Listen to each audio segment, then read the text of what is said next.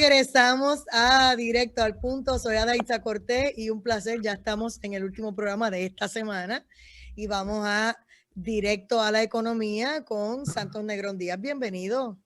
Buenas noches. Siempre un placer. Estos son mis economistas favoritos porque siempre están conmigo. Y aquí está Juan Villeta Trigo. Saludos desde Arecibo y Miramar, Santurce, para todo Puerto Rico y el mundo occidental.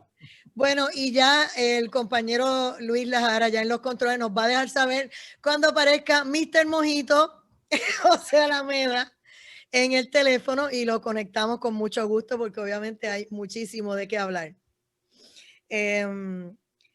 Tenemos aquí varios temas sobre la mesa, pero como siempre tengo por aquí el especial del día, no sé si Villeta quiere arrancar.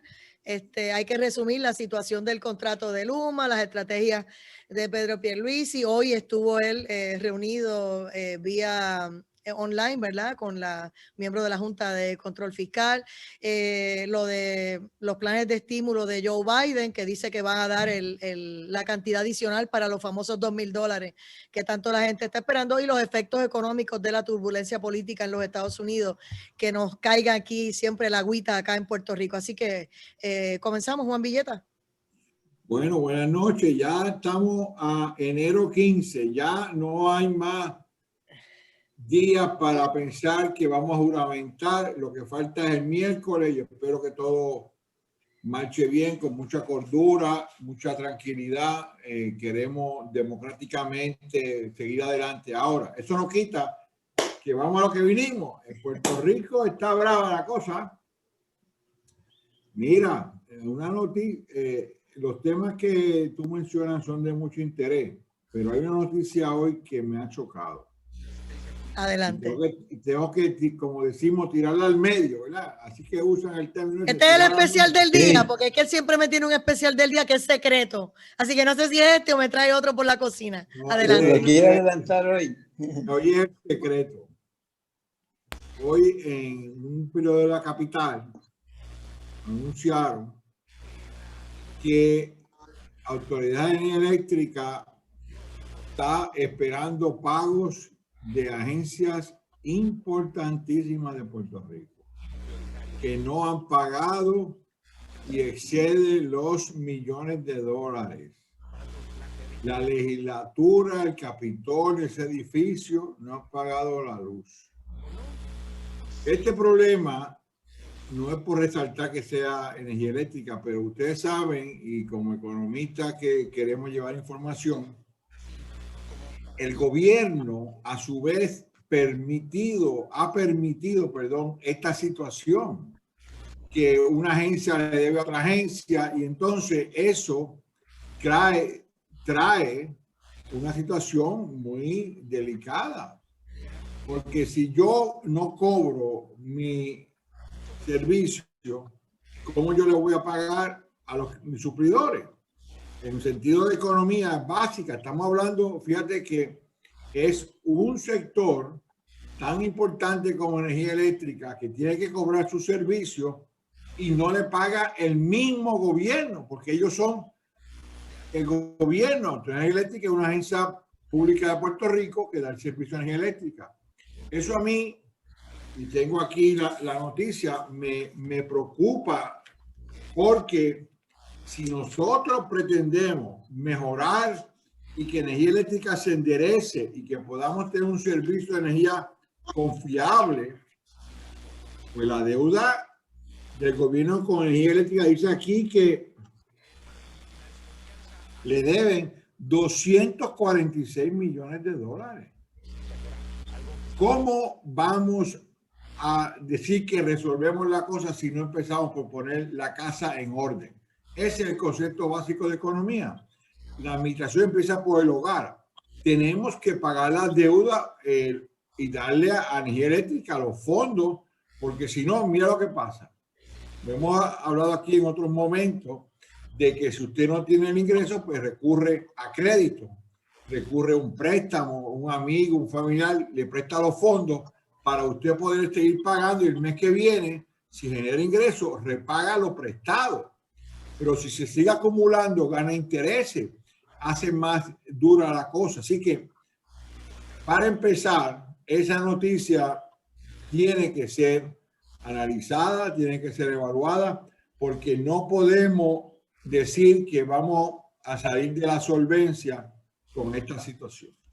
Así que esa la dejo ahí, porque esta papita caliente, eso pica y se extiende. Ahora, hay una situación que me preocupa también y tenemos que traerla porque es que tiene que ver impacto económico a Gisa y nuestro amigo Santos. La incidencia. Perdóname, ya la Mela está en línea, que déjame que salude. Hola. No sé. Bueno, está por ahí. Un sorbito. Yo me tomo un café negro y hielo. Deja que él está con el mojito, ya mismo nos saluda. Adelante, Villeta. Bueno, pues decía. Aquí, está hablando de mí. Ah, viste. Pues. Saludos, buenas noches. Más vale que aparezca. Te cambiaron el nombre. Vamos a inscribirte en el Departamento de Estado, Mr. Mojito. Vamos a ver después que nos diga de qué se lo está dando hoy. Bueno, vamos, ya mismo voy contigo. Volviendo a los temas que traigo. Me preocupa la alta tasa de positividad todavía en el coronavirus. Si nosotros pretendemos con la vacunación que hay un esfuerzo masivo y ordenado y bien delicado diariamente, porque lo veo, porque quiero entender y para que no nos cuenten, tenemos que mantener la mascarilla, porque si no bajamos esa alta tasa, no vamos a poder volver a la realidad. Es decir, igual que podemos decir que hoy traigo malas noticias, pero es que la realidad, la economía está débil, el gobierno no paga, el virus no se va, el turismo no va a venir. Ahora, fíjate, por eso es que es importante hablar de los indicadores de la economía en totalidad y la economía en particular, lo que llamamos micro. Sale la noticia, que la venta de autos ha aumentado. Sí, y lo hablamos aquí hace 2 semanas, venimos viendo ese comportamiento. Pero como hemos apuntado los panelistas, Puerto Rico no hay opciones. No hay una motora, no hay una bicicleta, no hay un tren, no hay una piscicorre que pueda permitir al grueso de la población moverse. Por lo tanto, nos encontramos en una situación que el carro es más importante que un techo. El carro es el medio de transporte. Entonces, fíjate lo que estamos viendo, para que por eso hay que entender la economía. Y es importante que la gente oiga cuando hablamos estos temas, porque son temas complicados. La venta de autos ha aumentado, pero por un lado ha bajado. Fíjate cómo es. Aumenta el total, sí, de 94,000 el año pasado, en el 20 vendí 100 y pico mil unidades. Pero dentro de ese total, ahí es que está la importancia de la economía. Dentro de ese total, vemos que hay una reducción en las ventas de carros de flota. ¿Y por qué? ¿Y qué nos dicen los vendedores? No, es que como no hay turismo, la gente no alquila carros. Yo, negocio de carros, no traigo más unidades, sigo con las viejas. Exacto, se cae. Ajá. No tengo el volumen de negocio para comprar. Así que esas unidades de flota han bajado 30%. Ahora, ¿cómo se ha compensado un poco? Tenemos el issue de que como está Uber y las entregas de comida a domicilio y las entregas de alimentos y materiales, pues han subido esos carritos medianos, tamaño mediano, y ha compensado un poco. Así que fíjate que aún con un sector fuerte y que está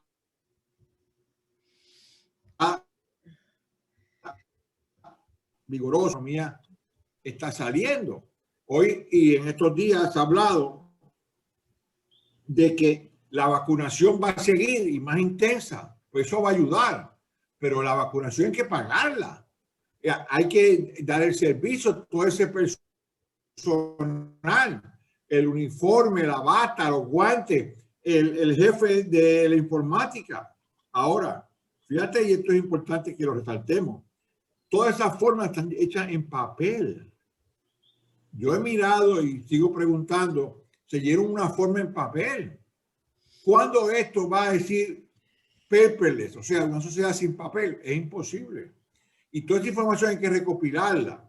Decíamos que estábamos ansiosos que Salud nos diera la información, pero es que ellos también tienen unas realidades de informática, de que no tienen las herramientas, que tú llegas allí y te cogen toda la información y aparece tu récord cuando viniste, le da las condiciones, todo está en papel. Ok, menciono eso y lo tercero, y aquí paro, es que yo espero que ya el gobernador en propiedad y cuando regrese del viaje a la toma de posiciones que anunciaron que va a ir a Estados Unidos, empecemos a hablar de una forma realista, las proyecciones de lo que es legítimo, como hablamos la semana pasada, o es ilegítimo, o es lo que yo puedo acordar. Todas esas proyecciones están basadas en unos supuestos que no son reales. Por eso es que no se han dado.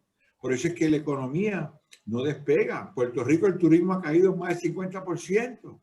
En Puerto Rico hay un nivel de desempleo. Ya estamos viendo señales que está aumentando los niveles de precio. Recientemente, la Junta de Planificación, en estas semanas, últimas 2 semanas, sacó unos reportajes del deterioro. Nos dicen también que bajaron las quiebras, sí, pero eso quiere decir que más quieren que haya más quiebras, que no quede negocio. Las ventas al detalle, mira lo que dicen. El mayor aumento, claro, de aquí es que hay que tener cuidado, y consumidores y puertorriqueños que nos oyen, no te dejes convencer que si de noviembre a diciembre subieron las ventas, o de diciembre a enero parece que van a subir las ventas, que la cosa está buena. Aún la subida, y eso hay que tener mucho cuidado, por eso es que los economistas tenemos que hablar con números para dar la información completa. Todavía es menor la cuantía del incremento en comparación con otros años. Es decir, pues la economía está todavía muy débil. Así que ahí le paso a los muchachos. Vamos, exacto. Vamos con Santos Negrón Díaz y ya mismito está en el bullpen esperando José Alameda. Santos. Sí, muy interesante los temas. Yo voy a dejarlo de Luma a Alameda, que está mucho más compenetrado con el tema y tiene una posición crítica bien importante que debemos oír en este momento, ¿no?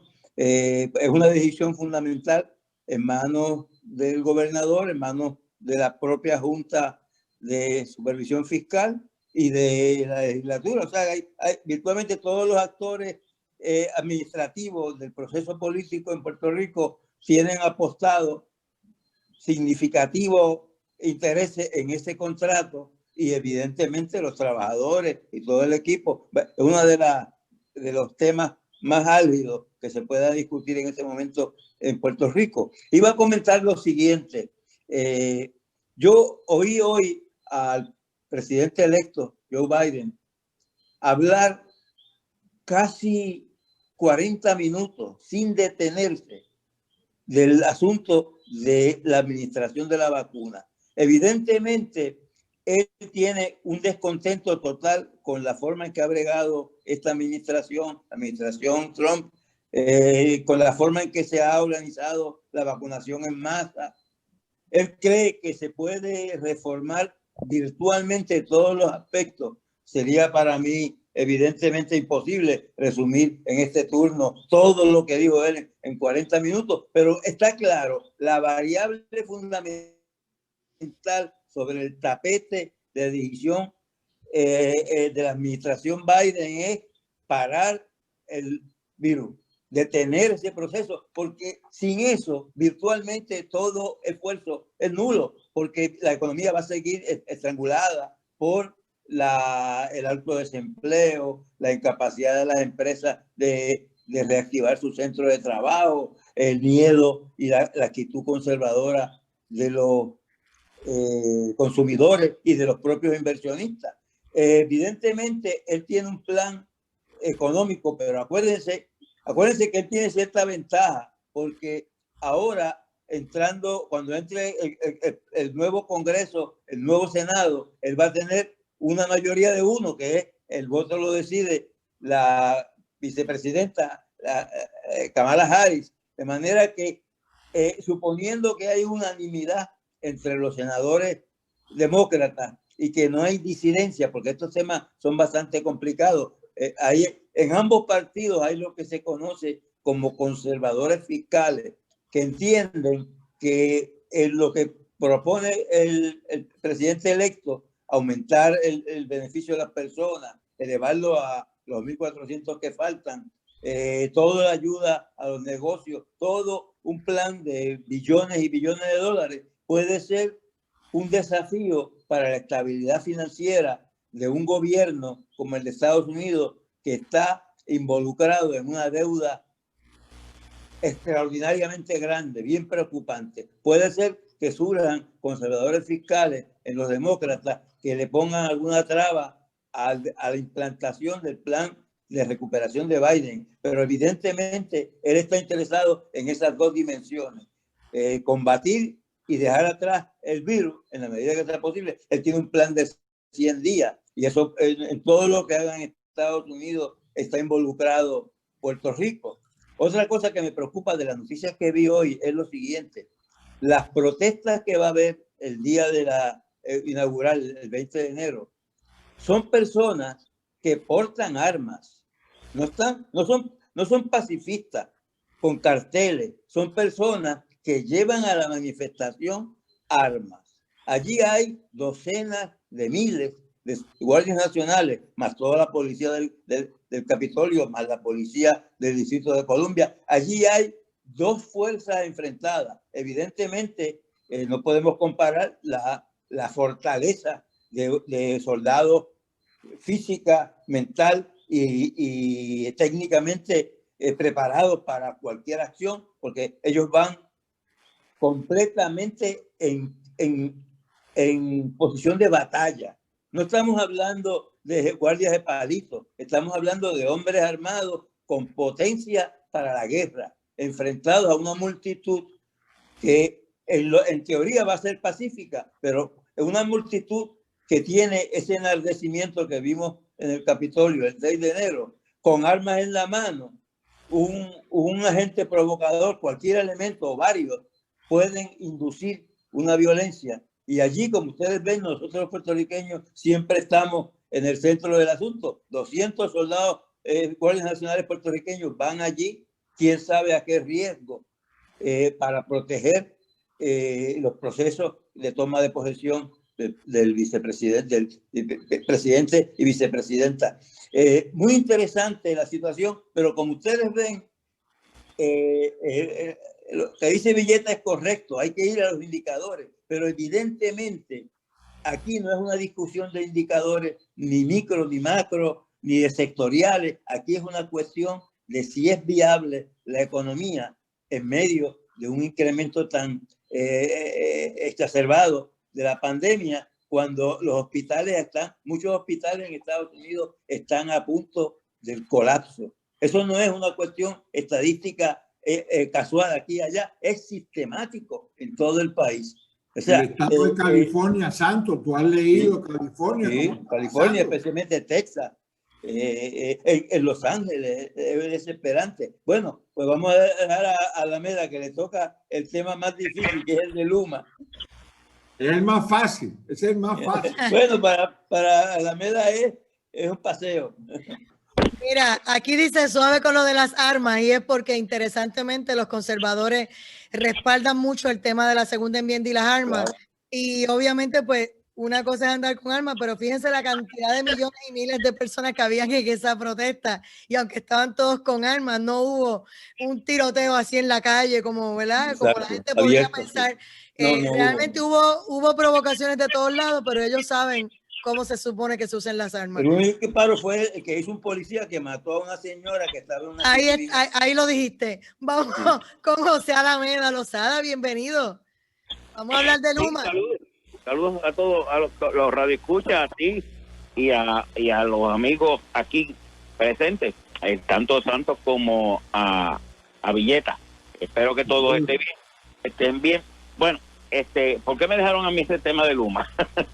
Porque tú eres el Casualidad, experto. una causalidad. ¿Qué clase de causalidad? El hombre que escribió el libro. No, déjalo. No te hagas el bobo, que tú sabes que tú has estado trabajando intensamente para esa vista del día 10 con la jueza Laura Taylor Swain. Has estado al tanto de lo que está pasando y queremos que tú nos pongas al día. En términos económicos, el asunto de que la deuda que le deben cada una vela, ¿verdad? Que todo el mundo le debe a la Autoridad de Energía Eléctrica, el gobierno no paga. Es como el crimen, no paga. Fíjate qué cosa interesante, ya que comenzaste con eso.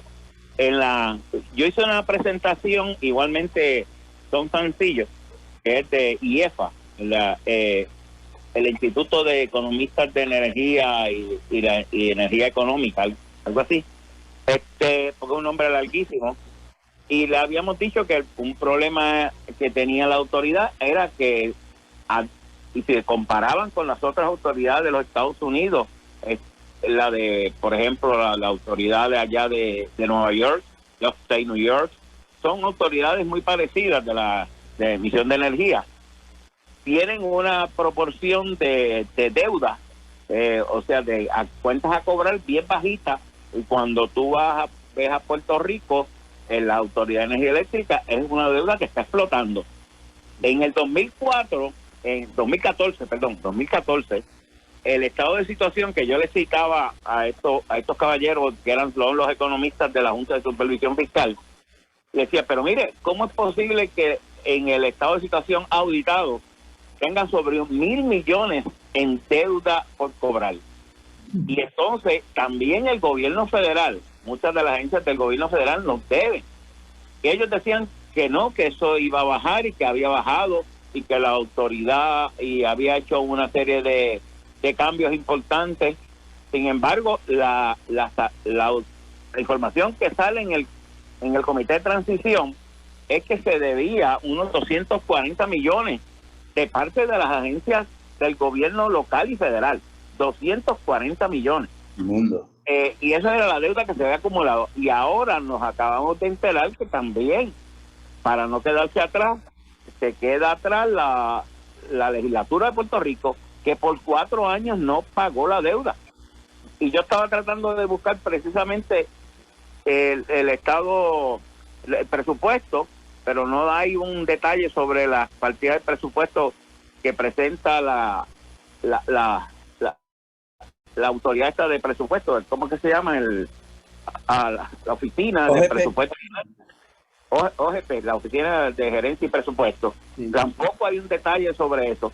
Pues es que yo creo que no está de ninguna manera la legislatura no pone en el presupuesto el pago que tiene que hacer, y yo creo que ninguna agencia lo hace. Entonces el problema es que como no lo hacen, pues no lo pagan. Es una cosa inverosímil. Bueno, y aquí es que tenemos el grave problema. El contrato que se está planificando de Luma todavía no se ha aprobado. La legislatura tiene en sus manos la posibilidad, obviamente, porque tú estarías cambiando una serie de condiciones que requiere la aprobación de la legislatura. Y en este contrato ya hemos dicho que hay una serie de fallas. En primer lugar, una alianza público-privada se supone que traiga la agencia privada o la empresa privada traiga capital, pero ellos no vienen con capital. Fundamentalmente ellos vienen pensando en una gran tajada de fondos federales de unos 12,000 millones que se espera. Ya está más o menos, se está hablando quizás que 12,000 hay una parte que va a otras corporaciones, pero la autoridad tocaría como 9,000 millones, pero ellos lo que harían fundamentalmente es administrar el dinero que viene de otras agencias. Y también tenemos una serie de problemas que en el contrato y en las discusiones no se ha presentado. Uno, que no hay un plan seguro de una reducción o de mantener las tarifas. Al contrario, lo que se está hablando de que hay una posibilidad de que se aumenten las tarifas. Se ha hablado también de que la autoridad le tiene que pagar una cantidad de dinero para que esta gente comience a operar. Se está hablando también de que no hay una determinación de cuántos serían los ahorros. peor aún, ellos desmantelan casi todo en la estructura que los reglamenta. La estructura esta de energía que tenemos en Puerto Rico y que se ha venido desarrollando a través de legislación, pues se desmantela. En otro punto, tampoco Luma tiene que respetar ninguna de las contrataciones colectivas. Dice claramente en una parte, y yo creo que yo la leí aquí en el que se le presenta el contrato, que dice: yo voy a respetar esto, esto y esto y esto, pero en ningún momento dice que va a respetar las negociaciones colectivas de nada de lo que tiene que ver con los trabajadores. No está claro sobre la posición de ellos sobre las pensiones tampoco. Inclusive esta gente también van a administrar una estructura de unos 12,000 millones o 9,000 millones, y creo que en términos de su capital lo que tiene es una tercera parte. O sea, yo no sé realmente cómo Luma pueda tener, y ahora recuerdo aquí que lo tengo aquí frente, que lo más importante es que si acaso tuviesen que romper el contrato, sea cual sea la parte que comienza con ese rompimiento del contrato, sea la autoridad o sea Luma, tiene que haber un pago hacia Luma. O sea, si la autoridad dice: no te quiero más, pues págame. Y si dice Luma: yo no te quiero más, autoridad, a ti, pues tú págame también. O sea, un contrato a toda... Leonino. Es la palabra. ¿Cómo se llama? Un término fuerte, Santo, decir eso, tú lo sabes. Vamos a hacer algo, vamos a regresar luego de esta pausa, y quiero que Alameda nos diga entonces si todavía con todo lo que está sobre la mesa, él entiende que hay posibilidades de que ese contrato de Luma pueda ser cancelado, porque lo que ha dicho el gobernador de Puerto Rico, Pedro Pierluisi, es que se puede enmendar, se puede mejorar. No lo he oído hablar de cancelar, pero mucha gente está pidiendo que lo cancelen. Vamos, regresamos en breve, amigos. Este es Directo al Punto, y aquí directo a la economía. Nos regresamos a Directo a la Economía. Estamos con Santos Negrón Díaz, estamos con el doctor Juan Villeta Trigo, y estaba en el uso de la palabra José Alameda Lozada, vía telefónica desde Mayagüez, y él nos estaba hablando del contrato de Luma y de la Autoridad de Energía Eléctrica. Yo le preguntaba que ahora, en la vista que tienen próximamente el 10 de febrero ante la jueza Laura Taylor Swain, y todo lo que se ha especulado de que hay muchos ítems que podrían dar indicios de que el gobierno podría rescindir ese contrato, y por el otro lado también dicen que de la única forma que el gobierno de Estados Unidos, y a través de FEMA y todos estos fondos millonarios y billonarios que iban a entrar a la autoridad, tenía que ser a través de alguna compañía. Pues esta fue la que escogieron, y no importa lo que pase, van a tratar de enmendar el contrato, pero no lo pueden cancelar para que los fondos federales no lleguen. Así que, pues, como tú eres el que está trabajando en eso, me gustaría, Alameda, que nos dejes saber, ¿se podrá rescindir ese contrato o estamos amarrados ahí? Yo creo que el contrato se puede resistir. Lo que hay que plantear correctamente, primero, que la legislatura tiene que presentar su oposición o su validación, igualmente que el gobernador, porque el punto es que todavía muchas de las ítems y de las condiciones que están, no lo puede validar la Junta de Supervisión Fiscal solamente. Tiene que haber legislación de parte de legislativo, y en eso es lo que se está tratando, obviamente, de cambiar la posición originalmente. Fíjate que se estaba planteando que el gobernador Pierluisi originalmente había dicho que se iba a prescindir de este contrato. El único que fue claro, quizá, y otro claro, también Dalmau, fue Charlie Delgado, que dijo que no iba a darle para adelante a ese contrato. No, discúlpame, tal vez no me expresé bien. Yo dije que en el caso de él dijo que iba a enmendarlo, y otros decían que se podría rescindir. Por eso te preguntaba a ti cómo ves la cosa. No que Pierluisi dijo que lo iba a rescindir. Yo no he escuchado ni he leído que él haya dicho eso. Adelante. Él está hablando ahora de que van a colocar a estudio, y que posiblemente que fuera un contrato. Bueno, es que los políticos siempre hablan, como decía el indio americano que hablaba el blanco, que era como la lengua serpiente, ¿no? Fork tongue, que es una lengua entrecortada. Hoy te digo una cosa y mañana te digo otra. Digo Diego. Y ese tipo de presentación, pues se da mucho en los políticos. Pero en el caso particular aquí, que lo que yo he estado viendo es que obviamente hay muchas áreas lagunas dentro de este contrato, porque el contrato fundamentalmente tiene que beneficiar las dos partes, la parte de Puerto Rico con una contratación de una alianza público-privada, quizás como lo que podríamos decir ha pasado en el aeropuerto, quizás lo que se podría decir en la autopista que se colocaron en una alianza público-privada, porque hay que recordar que la del sur no está en una alianza público-privada, todavía pertenece al Estado, como tal, la operación, porque recuérdate que el activo se mantiene en manos del Estado. Pero sí, también el Teodoro Moscoso. Este contrato tiene la falla de que no queda claro la posición de beneficios que tiene Puerto Rico, especialmente porque no deja claro cómo sería la cuestión de la contratación, cómo sería la cuestión de las tarifas. Lo que a los puertorriqueños les interesa fundamentalmente es un sistema que funcione y que las tarifas logren bajar, y eso es lo que ninguno logra validar, que va a haber una reducción de estas tarifas. Una de las cosas que se plantea es que la autoridad tiene que dividirse en dos. Ellos le llaman una GINCO y una GRIDCO.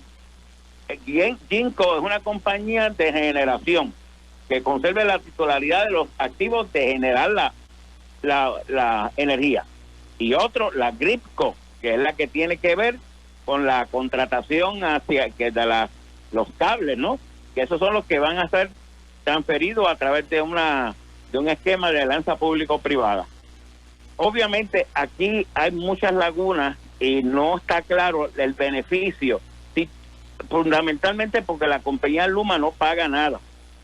Si paga a los salarios, lo paga la autoridad. Si compra, lo paga la autoridad. O sea, casi todas las cosas, inclusive en el caso de demanda, la autoridad es la que paga, no paga Luma. Si tiene que contratar abogado, lo paga la autoridad, no lo paga Luma. Entonces la pregunta cuando tú terminas de leer todo esto, dice, ¿y qué paga Luma? Pues nada. Juan Villeta, quería hacerte una pregunta. Adelante, Juan. A mí me preocupa, José, siguiendo el concepto de Luma, pero a corto plazo, como es sabido, salen en los periódicos, el gobernador nombró un comité. Todos los miembros del comité son del sector público. ¿Dónde está la opinión del empresario privado? ¿Dónde está la opinión de los industriales? ¿Dónde está el enfoque del consumidor? ¿Cómo un comité que va a asesorar sobre un contrato, todos son políticos, agentes de gobierno? O sea, me parece que realmente la mecánica no es la apropiada. Entonces, ¿qué va a chocar aquí? El negociado tiene que aprobar, la legislatura tiene que aprobar y la jueza Swain tiene que aprobar. O sea que el que es perjudicado ya es claro, es Puerto Rico, es el afectado, porque el trámite social y contractual, eso va a coger meses. O sea, ¿cómo vamos a pretender movernos a renovación si todavía no tenemos o hemos alcanzado los márgenes mínimos? Reciclaje, de movernos a recursos no renovables. O sea, realmente me parece que ahí ya hay una mala curva en este análisis económico, que la gente no lo está mirando, no estamos levantando banderas. La legislatura y los ciudadanos tenemos que tomar acción, porque es que no puede ser que este contrato, como yo, si quiero desarrollar y crecer y traer manufactura, le voy a decir al cliente, yo no sé cuánto le va a cobrar. Tú no traes inversionistas si no sabes cuánto vas a cobrar en energía eléctrica. Claro. No sé qué tú entiendas, José, pero realmente la jueza Swain ya ha dicho, y está en récord público, que los gastos de Luma los van a poner como gasto administrativo de la operación del gobierno de Puerto Rico. Tú lo sabes, ¿verdad? Sí. Público. Satírico. A menos que ahora diga que no lo es así, pero así que en ese sentido traigo ese comentario que me preocupa seriamente No hay ningún insumo de los industriales, ni de los economistas, ni de ingenieros. ¿Dónde están las opiniones de los técnicos, que son los que entienden la dinámica del desarrollo industrial? Pues vamos a hacer algo, una reacción de Santos para que entonces Alameda nos pueda comentar de ambos. Adelante, Santos Negrón. Sí, lo importante en este caso es que el problema de generación de energía eléctrica, de abastecer las necesidades de la industria, del comercio, de la población en general, cierra el paso a cualquier transformación o cualquier reconstrucción económica de Puerto Rico, porque eso constituye una especie de cuello de botella. Si nosotros aspiramos a recuperar una parte significativa de la manufactura que tuvimos en el pasado, tiene que haber un sistema de energía eléctrica apropiado. Si nosotros queremos mantener viable la operación de los negocios y que los negocios no tengan que cerrar por imposibilidad de cubrir los costos energéticos, tenemos que mantener esos precios razonables. Nosotros perdemos competitividad en localización de empresas nuevas con un sistema impredecible donde los costos son crecientes y el riesgo de inversión va aumentando significativamente. De manera que, a pesar de que nadie puede subestimar la complejidad de esta transacción, Puerto Rico tiene que salir en este cuatrenio, tiene que salir con una solución ya a largo plazo del problema energético. No hay escapatoria. Prolongar esto más allá de lo prudente es condenar al país a un hundimiento económico, que la cuestión esta de la pandemia, quizás salgamos, pero entonces tenemos una base productiva tan debilitada que la recuperación se convierte en casi una imposibilidad en el largo plazo. O sea, tenemos que resolver ese problema que no es tan grave como el del agua, no es tan grave, es menos grave que el del agua, menos grave que el del sistema de telecomunicaciones y la infraestructura avanzada, donde estamos bastante bien. Es el talón de Aquiles de la economía de Puerto Rico en este momento, es el sistema eléctrico. Eso hay que resolverlo. José Alameda. Alameda. Ah, sí. Se había ido. Sí, no sé si pudiste escuchar lo que te dijo Juan Villeta Trigo y lo que te dijo Santos Negrón para que puedas reaccionar. No, se corta la conversación. Mira, brevemente, José, mi preocupación es que el comité que el gobernador nombró, todos son políticos, puestos del gobierno, no hay empresa privada ni consumidor. Me parece que eso no va a ayudar a la convivencia nuestra de tomar decisiones de negocio. Ok, adelante, Santos. Adelante, sí. Alameda. Mira, una de las cosas que uno puede presentar como objeción a eso es que tú tienes aquí una escuela de ingeniería importante, de ingeniería eléctrica, que tú tienes aquí una serie de personas como Agustín Irizarry, como Lionel Orama, como el amigo O'Neill y unos cuantos más que han trabajado por mucho tiempo con el problema de la cuestión de la energía en Puerto Rico. Y podrían ellos ser parte también de un comité ad hoc que se pudiera realizar.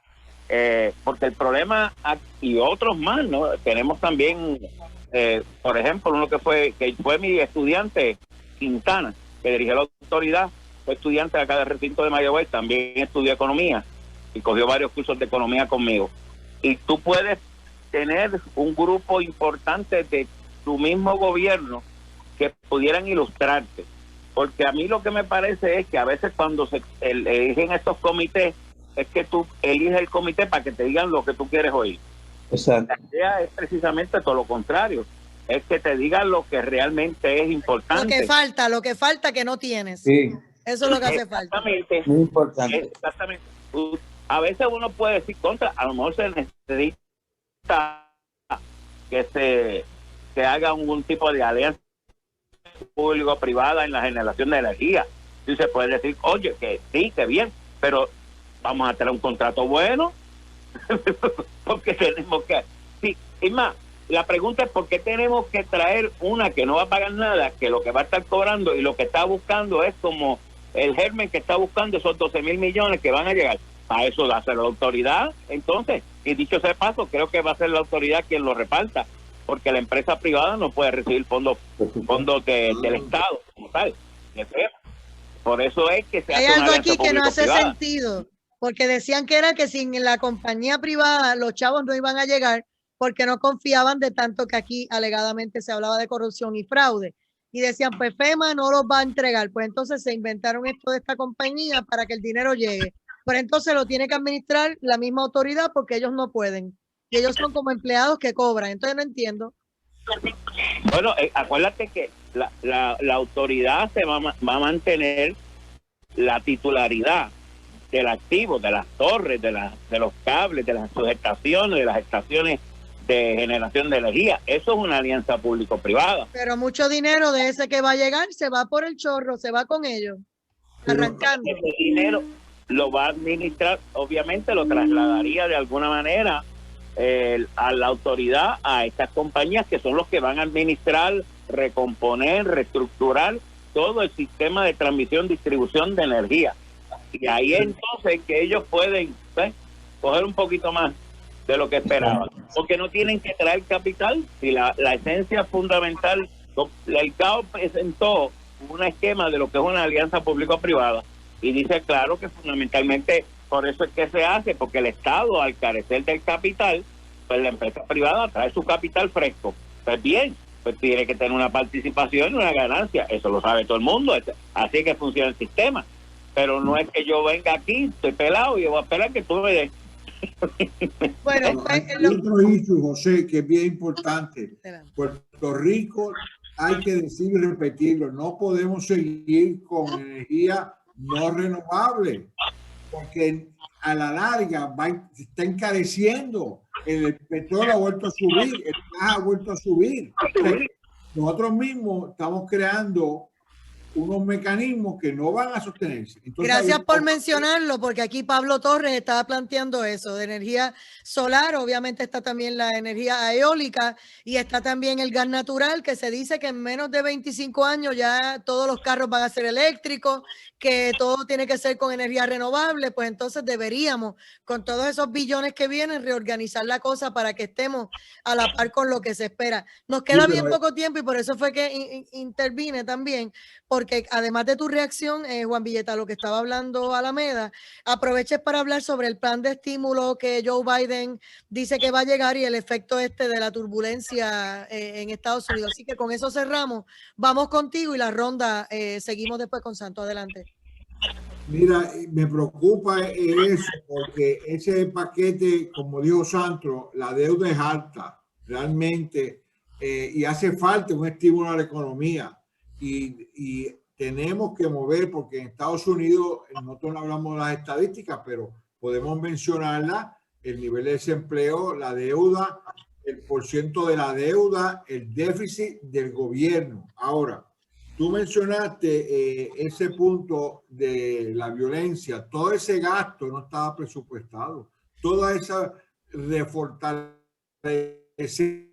de guardia, seguridad, paneles, el FBI, la CIA, todo eso son gastos que va a haber que pagarlo con las contribuciones, porque si yo gasto en plomanía y tengo allí el soldado, tengo que darle comida, techo, cama, catre, eso no estaba presupuestado. O sea que el problema aquí es, tenemos que salir ya, que el miércoles pase. Ahora, yo vuelvo a insistir, una sociedad civil, el costo de litigación, que no lo estamos mirando, va a ser alto, y eso es un costo del presupuesto del gobierno. Eso es un costo que lo vamos a tener que pagar. Si la jueza Swain y hay demanda y más contrademanda y energía eléctrica, todo ese proceso de dinero para litigar para los abogados, los bufetes, es menos fondos para recuperarnos, para poder actividad económica, para pagar pensiones. Y eso no podemos dejarlo pasar así. Una sociedad civil, cuando entra en una etapa de tanto litigio y contencioso y demanda, hay que esperar que el Supremo confirme. Hay que ir al apelativo para ir al Supremo. O sea que la última instancia, Puerto Rico llega a julio 1 del 2021, y yo no quiero ser Ave Maraguario, vamos a estar igual que estamos hoy. Vamos con Santos Negrón Díaz, tu Sí, comentario a final. mí me parece bien interesante y yo soy respetuoso de las alternativas políticas de Puerto Rico y el gobernador tiene pleno derecho a ir a defender la causa o el sistema en el cual él cree. Y él ha señalado que en todas las entrevistas que tenga, donde quiera que se pare, va a resaltar la importancia del reclamo de Puerto Rico hacia la estabilidad, de la necesidad de la igualdad en Puerto Rico, de la pleno acceso a fondos federales. Todo eso es correcto desde el punto de vista teórico, pero me parece que la coyuntura histórica en que está Estados Unidos dificulta la comunicación de nosotros con ellos. En Estados Unidos, yo he estado viendo esos documentales, hay una insurrección extraordinariamente poderosa. Grupos no marginales o escondidos, sino abiertamente desafiantes. El Trump presenta un desafío político en este momento y en el futuro. Lo que va a pasar, la entrada de Biden entra en un terreno de una lucha civil extremadamente compleja, en la cual virtualmente es como ese estallido social, económico y político. Las posibilidades de que Puerto Rico avance en su petición de estabilidad se tornan extremadamente exiguas. Sencillamente, no porque de por sí el planteamiento sea erróneo, sino porque no hay el contexto adecuado para promover ese elemento. Máxime que hay un sector radicalizado, nacionalista en su percepción en Estados Unidos, xenofóbico, supremacista blanco. Hay un elemento bien poderoso que está ejerciendo una presión y condicionando virtualmente toda la acción del gobierno de Estados Unidos. De manera que yo comprendo la urgencia que tiene el gobernador de hacer ese planteamiento y le creo que tiene derecho a hacerlo, pero me parece que el contexto en que lo pueda hacer en este momento por lo menos está bastante difícil. Vamos con José Alameda para cerrar la edición de hoy. Ajá, ¿cuál es el tema? Porque pues es que tú estás perdido porque tú no nos oyes allá cuando estamos hablando. Ok, pues el cerramos mojito, con el tema del incentivo de los $2,000 de Biden y cerramos con el tema de la violencia, ¿verdad? Y cómo nos afecta eso acá en la economía. Y lo que nos quedan son unos minutitos para tu comentario final. Mira, además, el paquete del programa del presidente Biden va a destinar, como estoy viendo aquí en el internet, 416 mil millones para terminar con la vacunación del COVID en todos los Estados Unidos. Están hablando de la vacunación para este año de más de 100 millones de los Estados Unidos. Todavía le quedarían como 200 millones, ¿verdad? También se incluye algo que van a brincar aquí, que es la duplicación del salario mínimo. Exacto. Están hablando de un salario mínimo a $15 por hora. Se supone que ayude a los gobiernos estatales y locales. Yo siempre he dicho que en este tema del salario mínimo, no sé por qué, teniendo tantos economistas en Estados Unidos y de calidad, no se hace una evaluación correcta, uno, de cuánto es los mecanismos para tú aumentar el salario mínimo. Por ejemplo, el índice de precios, que si aumenta el salario, los precios aumentan 1%, tú siempre proyectar. De hecho, hay ciertos, eso se llama indexado, ¿no? Indexation. Sí. Nosotros conocemos sobre ese elemento, pero también a la misma vez que se indexen las pensiones, así como en el seguro social que yo recibo. No quería decirlo, ¿no? Porque no quería ponerme en el paquete ese de viejito, pero yo recibo el seguro social. Y cada rato te acompaña los sentimientos. No estoy hablando de nadie en particular de allí, ¿verdad? Es que aunque no lo digas, eso no cambia el estatus. Entonces tienes ahí una serie de impactos de demanda agregada que mayormente van destinados al consumo. Ahora, lo que sí hay que mirar, la parte importante que es de inversión a las empresas, especialmente las medianas y pequeñas empresas que han sufrido significativamente con el impacto. ¿Qué programas tenemos para ellas? Y para las empresas también de tamaño regular. Así que yo creo que debemos ser más sistemáticos. Esto es, sistemático significa evaluar mejor, porque estamos como rinquincaya, ¿no? Te dio 600, pues yo te doy 1000. Mira, y con eso nos La va. semana que viene vamos a hablar del salario mínimo de allí. Muy bien. Vamos a enfocarnos. Importante tema para los amigos Radio Escucha, así que no se lo pueden perder. No, y un punto de allí es que se aplica allá, aplica acá. Definitivo. Y entonces los que digan que no pueden pagar el aumento que le pongan al salario mínimo, pues empiezan los despidos y volvemos otra vez a la cadena. De eso vamos a hablar aquí en Directo al Punto el viernes que viene. Muchas gracias, amigos, por su sintonía.